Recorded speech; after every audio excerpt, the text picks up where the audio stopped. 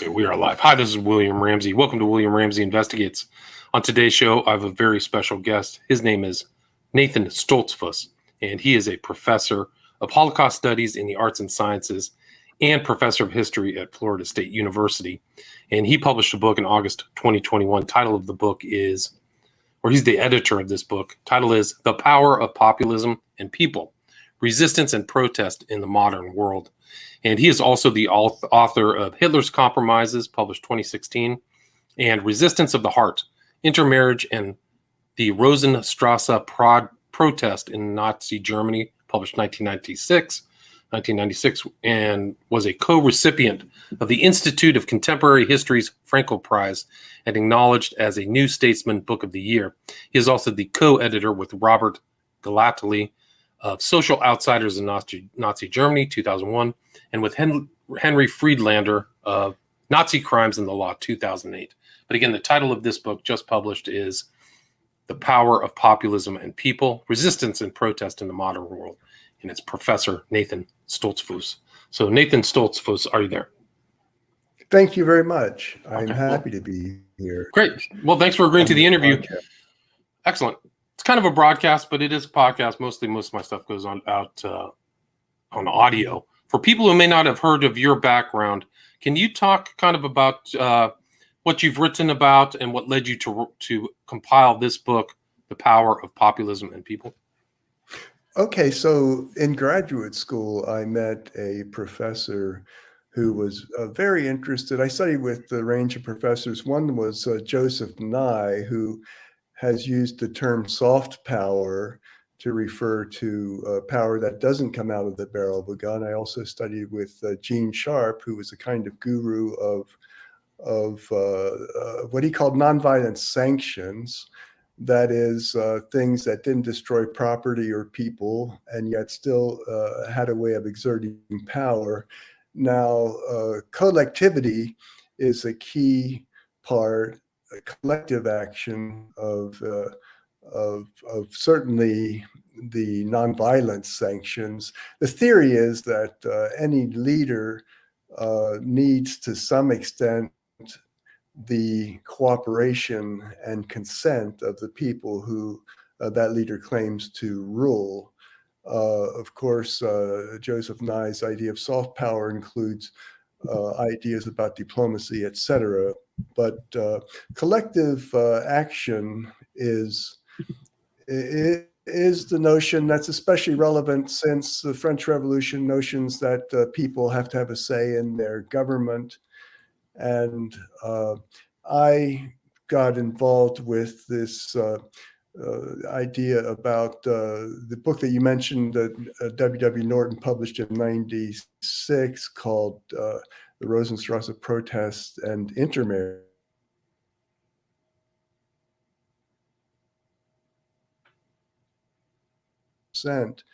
Of the married to a non-Jew. And how did it happen that they survived? Certainly, it was impossible that the Nazis were fond of them because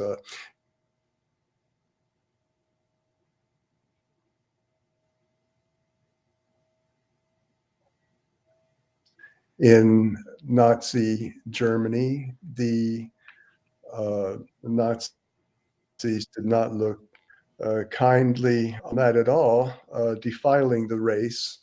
And of course, they were no way to promote the Nazi idea that Jews were so inferior and so different that they weren't really human and that they didn't belong in Germany and had to be shoved out. So it certainly wasn't, they were actually particularly loathsome Jews, not particularly welcomed. So the question was, why did they survive? And it's a particular set of circumstances having to do with Hitler's peculiar sensitivity to his image and the fact that his image in Nazi Germany was the glue that held the consensus, that held people behind him, the image of him. And because of this image, Hitler refused to get into specifics of controversies, tried to remain above it all. If there was controversy, that those different points of controversy could be directed or blamed on his subordinates, not Hitler himself. And it led to, of course, I'm talking about the rule within the Reich, Hitler's own race. Outside of the Reich, there was no limits on the use of force and violence and brutality. But the occupation of other countries during war, the genocide of the Jews, the horror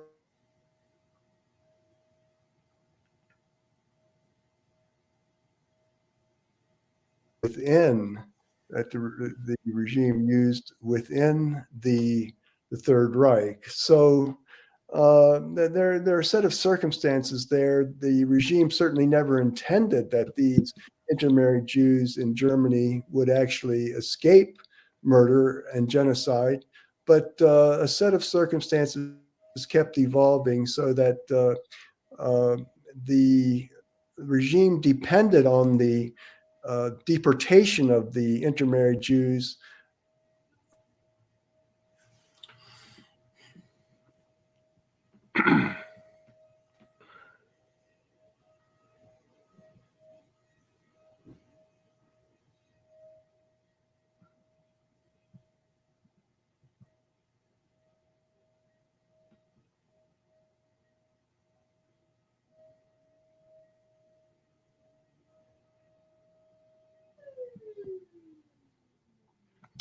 Nathan, can you hear me?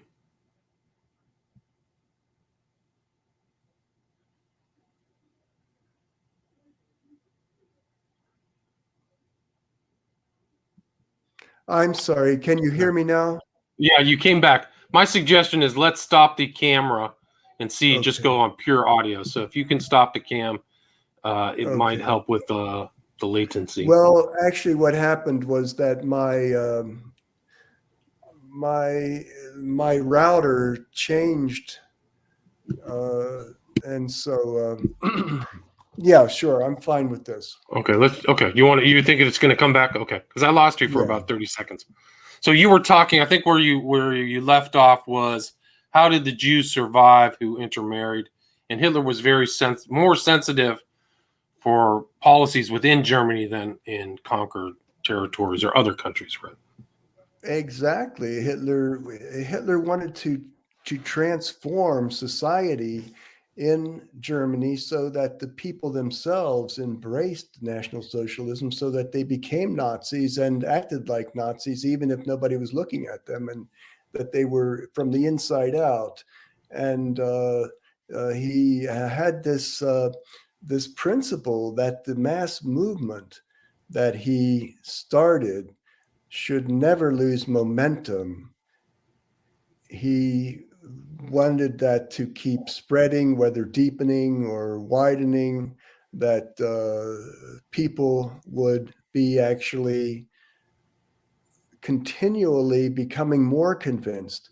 In other words, he realized that he couldn't do anything without the people, and that he wanted them to have unquestioning consent. And how he tried to get that, most of all, was to show the Germans that what he was doing was giving them what they wanted better than any other leader or system, that Nazism was really the key for them to get what they wanted. Right, and I think you wrote in your intro that he actually shut down other public gatherings to ensure that only the Nazis would and the populist or the popular polity would get National Socialist ideas instead of communist or exactly. Other. And actually, the communists were prohibited from any public protest within a day or two of when he was named chancellor. Within short weeks of when he became chancellor, there was a prohibition on any public gatherings that were not organized by the Nazi Party.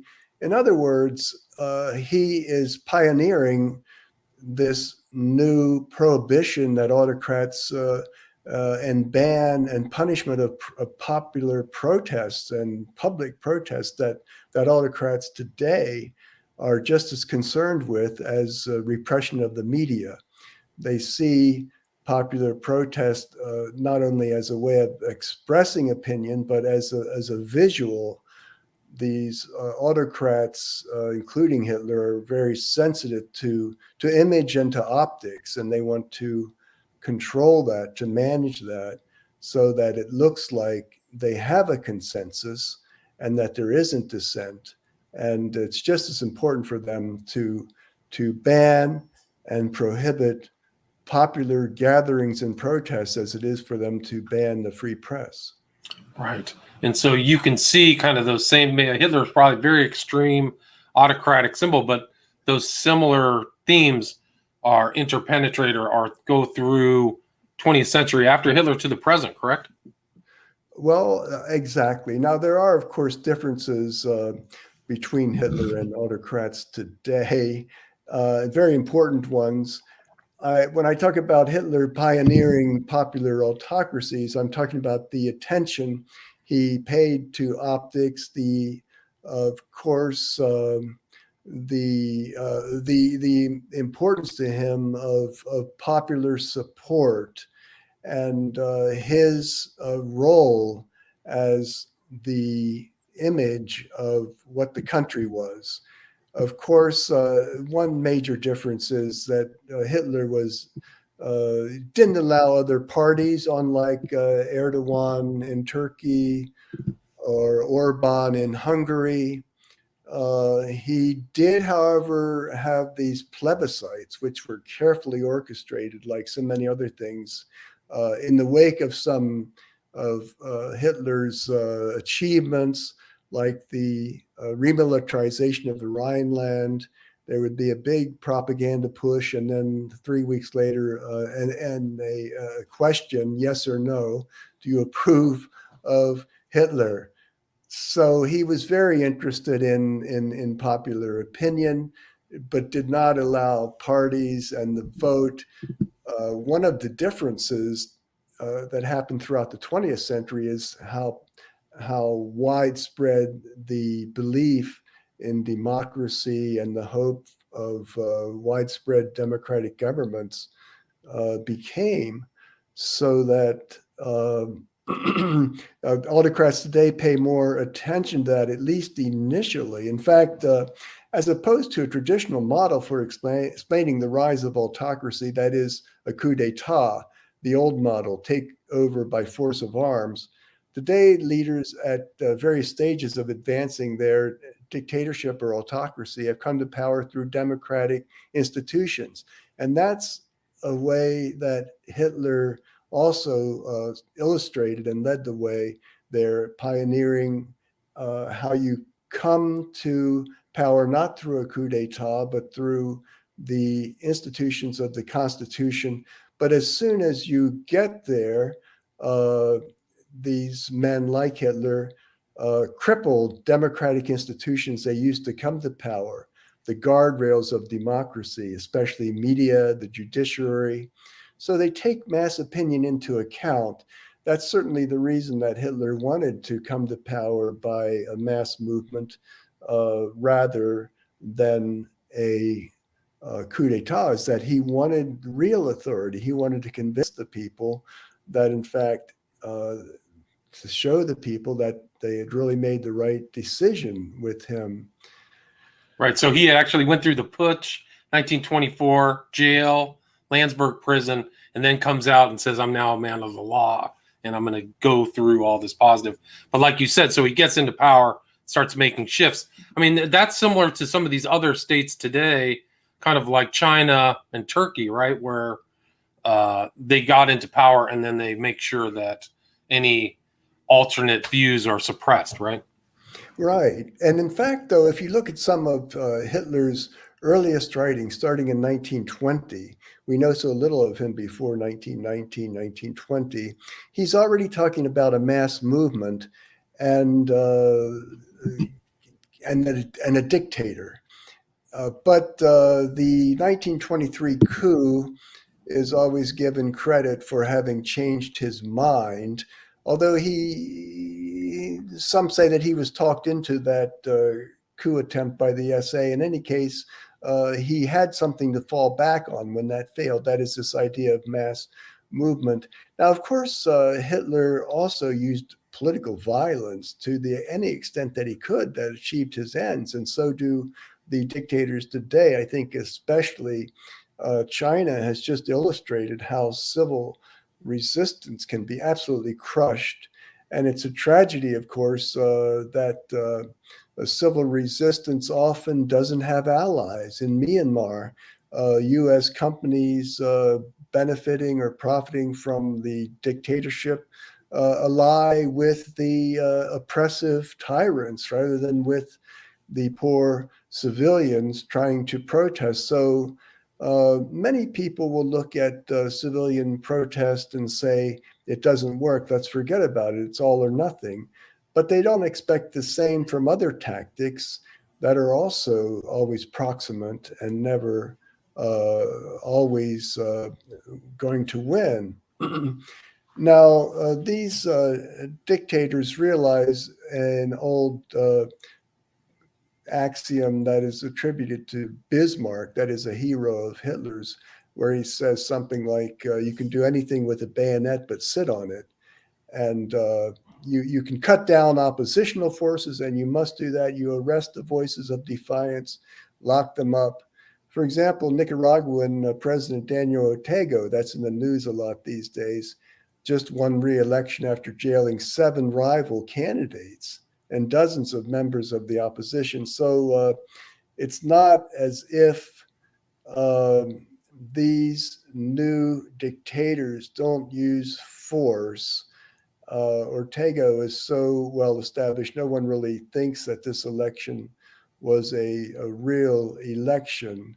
Uh, but to the extent they can, these popular dictators prefer to master the optics and the images so that they attract the great masses.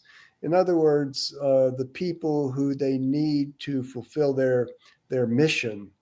They want to satisfy uh, through manipulating the media or packing the judiciary.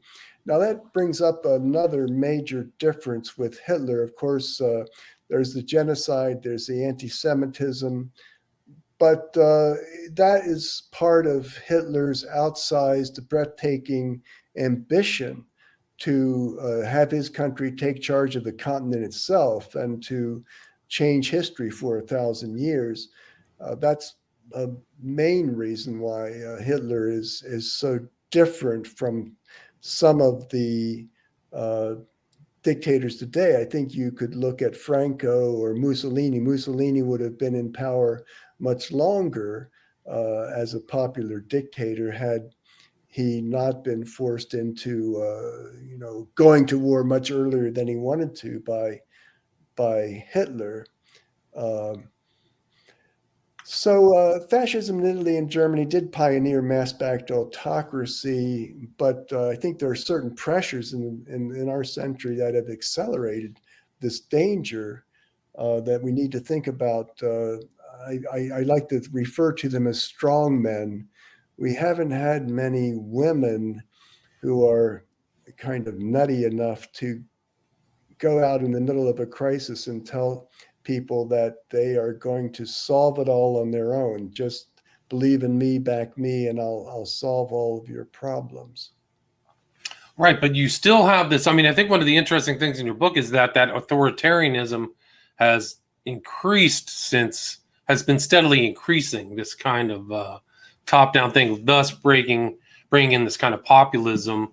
It was interesting too. You also mentioned the Peronism in Argentina. He learned from Hitler and Mussolini, and that's probably an interesting study in authoritarianism and how populism operates within that, and trying to maintain. I mean, it was kind of a notoriously corrupt political system, right? Or Peronism.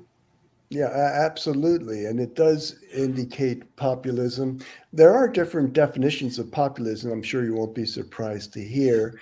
The common definition is anti-elitism.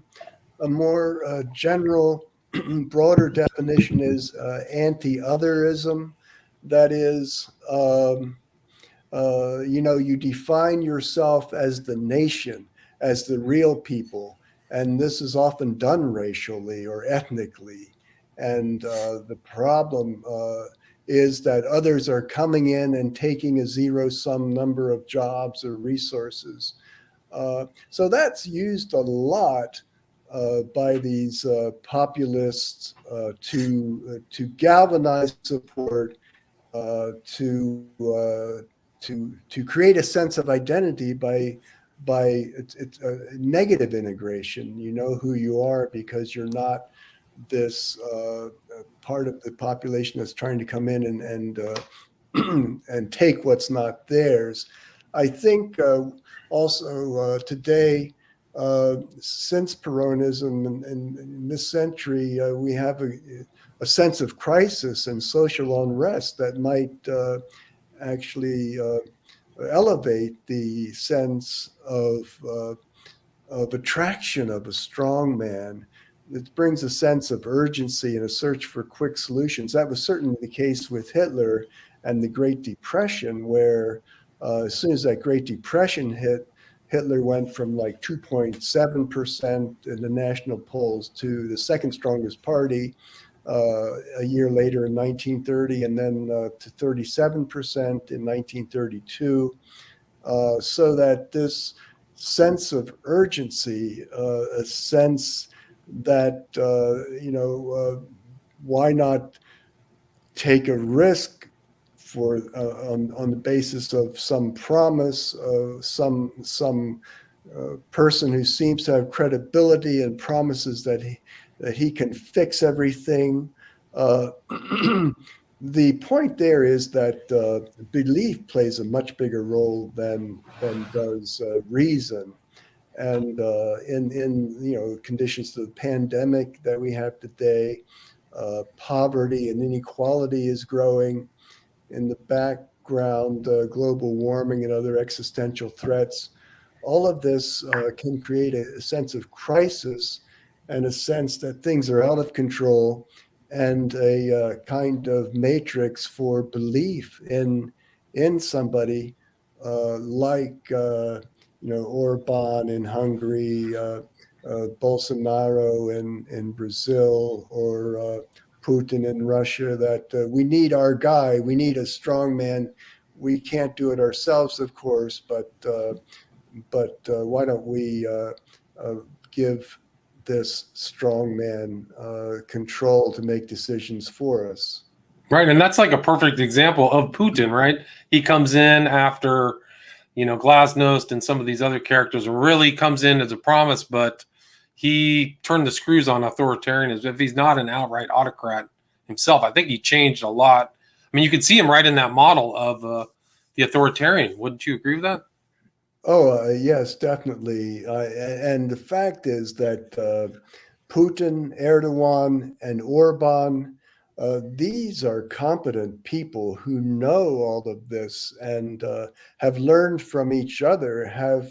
There's a sense that if you just teach about autocracy, if you teach about genocide, and we have to try, we have to do that in the hopes that it will stem all of those. But there are plenty of people who are eager to learn how to be the tyrant, and the desire for power is so strong. Some people suffer from it more than others. So. It is a temptation, but it never happens without some symbiotic relationship to certain people. Of course, there is a group of what you could see as aristocrats in an autocracy that is benefiting, has power as well from an autocracy, and wouldn't have it in a democracy. But there are some people who actually are quite happy trading off a sense of security for freedom. Sure, take away the freedom, it makes life less complicated. Some people don't want anything more apparently than to just have a private life where they can just to go through their private sphere as reduced as it is. Certainly, uh, autocrats can sometimes allow freedoms. Just don't put your nose in politics.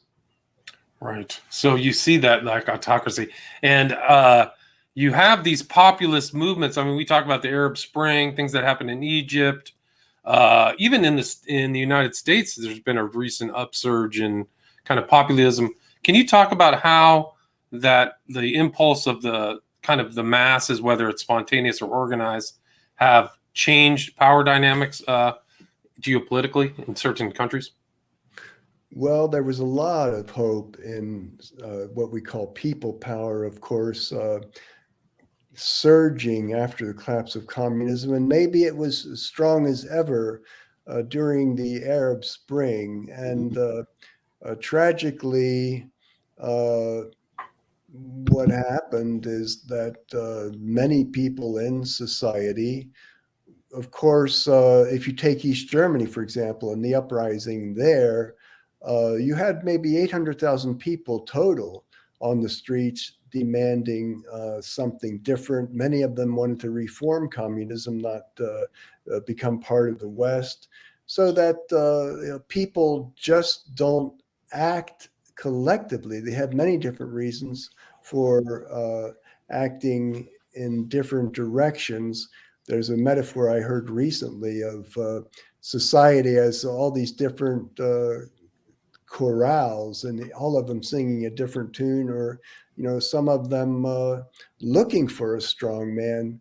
It's as I said, something that gains attraction in the context of crisis, and it doesn't ask for hard reasoning.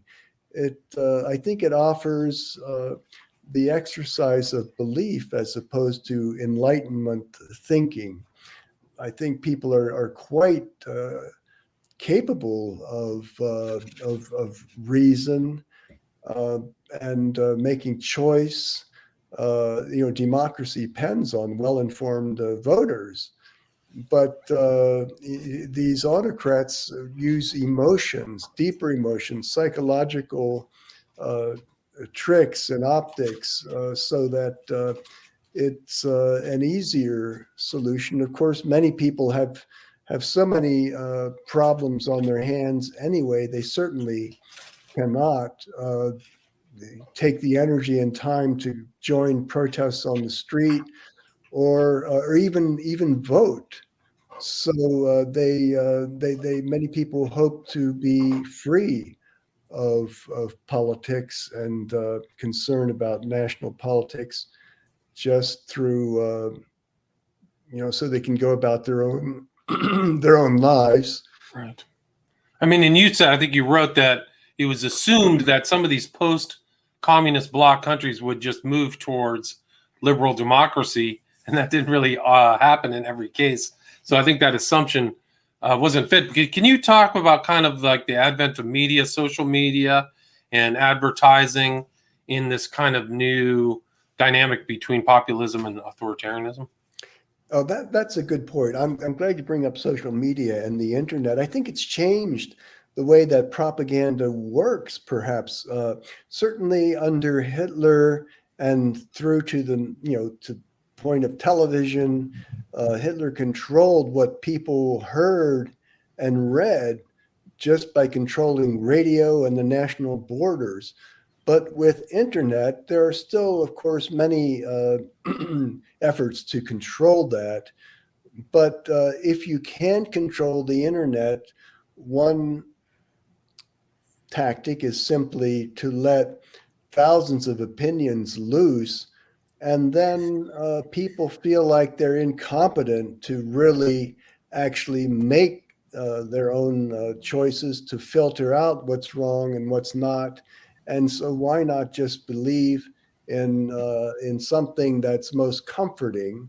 Uh, Certainly, um, the rise of advertising happened quite a bit earlier. I think the first book on advertising was written something like 1913. It's a craft that really went hand in hand with propaganda. There are similarities. Uh, that advertising can also promise quick fixes. You have a sense of urgency. Just use this product. Everything will change. Of course, the basics of a short, sharp slogan repeated often. The notion that if you get children to buy your brand, they'll be loyal for life. Uh, and uh, so that the idea and the values of democracy, that is, of well educated citizens who know what they're doing, that's not especially prized at all by autocrats who simply want support and find it much easier to uh, not to go into policy details at all, but just to use a broad brushstroke to try to sweep up as many people as possible, uh, be in their train. Certainly, the principle of advertising and propaganda together with brute force is what autocrats have used today. Looking at those we've already mentioned, they, as I said, they tend to grab control of the media as soon as they can, and then start to portray their opposition as enemies of the people, as threats, as existential threats, that's many people will be swept along with that, and of course, maintaining the judiciary is important as maintaining elections and political parties, just because it maintains the appearance of popular support. Right. So that's really it. It's like the trick is that the autocrats use all of the former institutions and just change them a little bit, but keep them out as kind of a facade, a window dressing on their autocracy. Would you agree with that? Yes, exactly. It's I think it is an outgrowth of the uh, tremendous sort of valuation on democracy that took place in the 20th century. And of course, that has been growing for several centuries in Europe and in North America. The idea that people need to make their own decisions about their government. Uh, but these autocrats degrade the institutions while keeping up the appearance of them. They're not concerned at all with the spirit of the law, uh, but with the letter or with the facade of the law. An important point has been made recently about the importance of norms. Uh, that that a constitution simply will never be enough on its own to protect a population, because majorities or minorities, actually, a lot of these, like Hitler, autocrats can take power through minority, a substantial minority, 35-40%, and build on that once they get control. People giving them a chance or going along, making their life easier, their popularity will grow. They have ways of doing that, but it's a it's something that we see rising in around the globe today. The effort to maintain the appearance and the effort to maintain popular support as much as possible. Orban in Hungary has called this illiberal democracy. And you're right. And you can kind of see that in Canada, especially with COVID happening. authoritarianism in U.S., Canada, UK, France. There's all kinds of public protests. So it's really, this book is very timely considering kind of these populist responses to this new authoritarianism in regards to COVID. So really came out at the right time. And you find that you talk about how both authoritarianism and liberal democracy are driven by the people. So it's really whether the people get pacified or activated to make those changes in their government. Would you agree with that? I do, and it's just asking more than many people are willing to do. In addition to everything else in their life, the sense of crisis, making ends meet, providing for their family, to collect on the streets and endure whatever social opprobrium or police threats, so that the the protesters in Hong Kong were amazing. I think one of the problems of protest that the East Germans, for example, illustrated how to do that so well, that none of them provoked the police into using violence.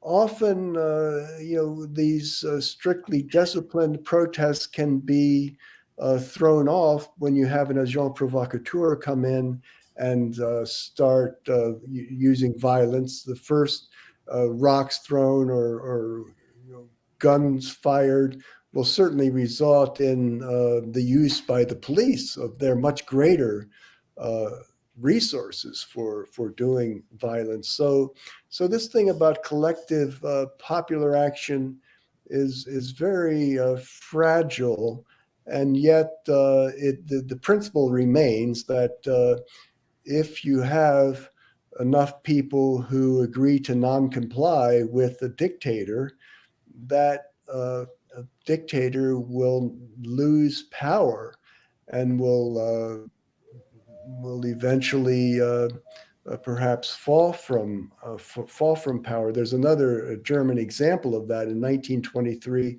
the attempted the coup, the cop putsch. That was actually 1920, um, when a military uprising had nowhere to go because the government, the socialist government, called a general strike, and no one was there to do the bidding of this military leader, and he fled for his life to Scandinavia. So the principle certainly holds. It's just that there are many different reasons for people to act in many different ways, and often to support autocrats rather than democracy. Now, autocrats using violence are sometimes supported because of their political violence. If you think that the autocrat is going to use violence against your enemy and finally, correct the score on your behalf, that's a great motivation. The display of force has its own psychological advantage, but certainly Hitler, when he went in after the communists in 1933, as soon as he was named chancellor, he had a great deal of support because of the depth of animosity and fear of communism that the majority had. So it's also a question here we started to think of that comes out in this book of pillarization. That is, society is pillarized into all kinds of various uh, groupings, and uh, there are various psychological mechanisms here. For example, there's a recent book, Light That Failed, that talks about how in Eastern Europe, the sense in the West that they had everything figured out and all that the Eastern European countries had to do was follow the Western model was resented. And certainly that also, we can see that in the unification in Germany since the collapse of communism, we see that in the East, there's been a reluctance to admit that they were like second-class citizens all along, and that they hadn't learned anything. They don't have anything to contribute. There's various ways in which democracy has trouble advancing, because it also depends on bureaucracies, of course.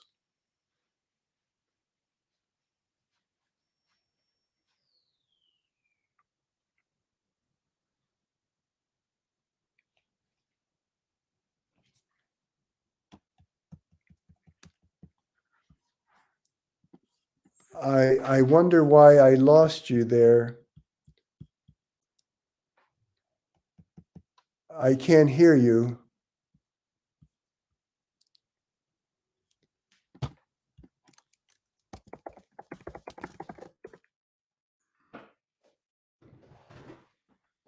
Oh.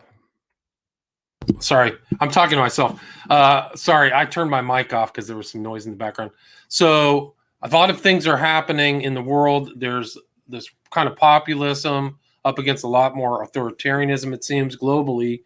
What else would you like to add, or anything I missed before we wrap up this discussion? I don't know whether I have anything else to say. I've enjoyed the conversation. Just to emphasize that it seems that the dictatorships are learning from each other how to be effective in appearing to be popular. And it's not only that the people themselves are not only in favor of democracy for various reasons. So thank you for the interview. Awesome. Well, thanks for agreeing to the interview. Again, the professor's name is Nathan Stoltzfus. Title of the book is The Power of Populism and People, Resistance and Protest in the Modern World. And where's the optimal place to get the book? Is it Amazon, or do you have another site? Yes, I think Amazon is good. It's from Bloomsbury Books, but most people know how to get to Amazon quickly. My own page is on Florida State University, fsu.edu/Nathan-Stoltzfus. Okay, I'll put that in the show notes too. I'll put your contact information there as well. And thanks so much for your time, Professor. I really appreciate it. Thank you. I enjoyed talking to you. Cool. Stay there for a second. Thanks. Okay, so that